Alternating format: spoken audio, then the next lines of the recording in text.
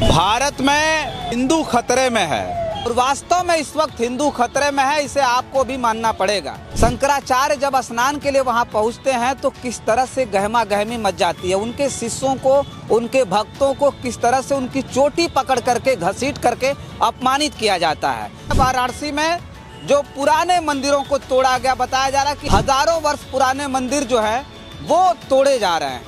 और भारतीय जनता पार्टी की सरकार में उत्तर प्रदेश के मुख्यमंत्री योगी आदित्यनाथ बनारस पहुंच गए।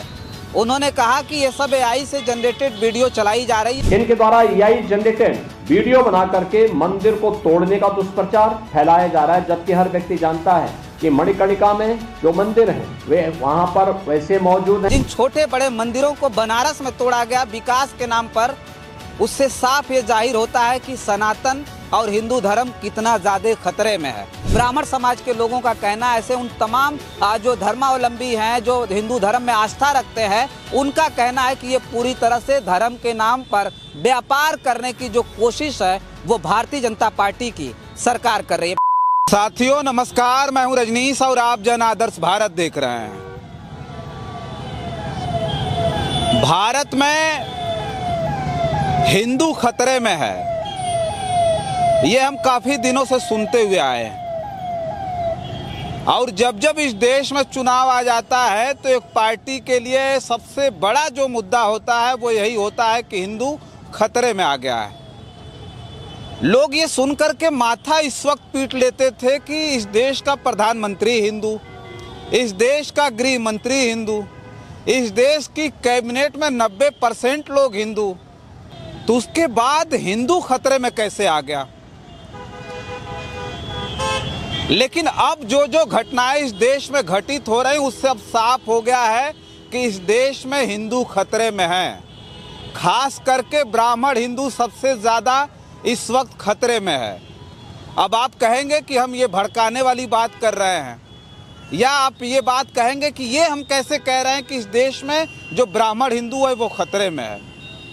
लेकिन पूर्व में घटित कुछ नई घटनाओं का आज हम जिक्र करेंगे और उससे हम बताएंगे कि कैसे ये नारा लगाया जा रहा था, कैसे इस बात का मुद्दा बनाया जा रहा था कि इस देश में हिंदू खतरे में है, वो भी तब जब भारतीय जनता पार्टी की सरकार है। और वास्तव में इस वक्त हिंदू खतरे में है, इसे आपको भी मानना पड़ेगा।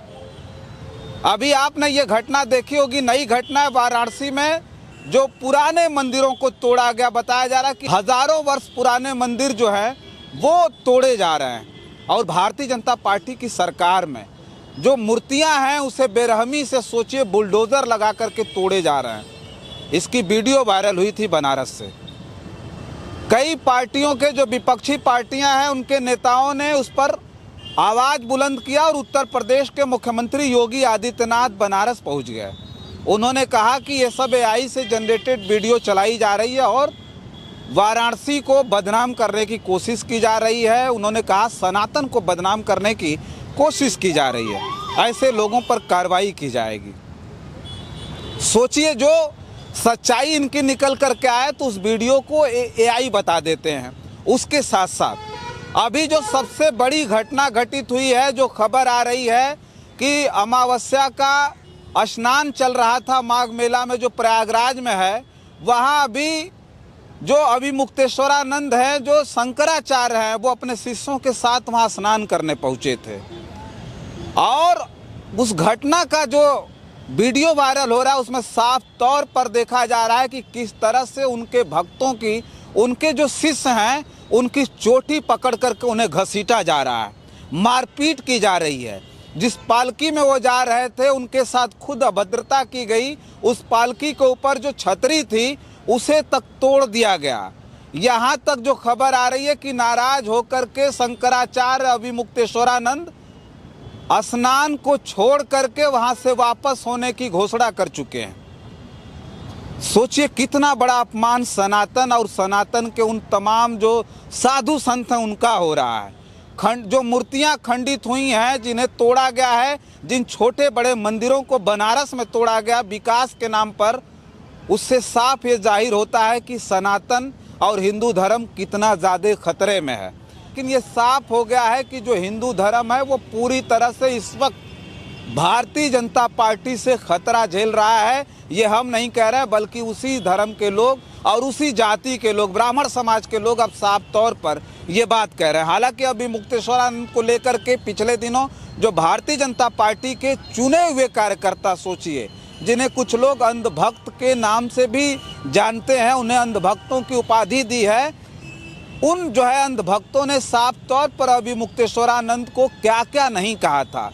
गालियां दी गई थी अभी मुक्तेश्वरानंद को, जो शंकराचार्य हैं, एक तरह से कहा जाए तो वो हिंदू धर्म के सबसे बड़े शंकराचार्य के रूप में जो चार पीठ के शंकराचार्य हैं, उन्हें माना जाता है कि ये धर्मगुरु हैं। और इनकी उपेक्षा पिछले दिनों जब राम मंदिर का उद्घाटन हुआ था तो उसमें किया गया था। इन लोगों ने साफ तौर पे मना कर दिया था कि जो राम मंदिर है वो जो पूरी तरह से निर्माण से पहले ही उसमें प्राण प्रतिष्ठा करना गलत है।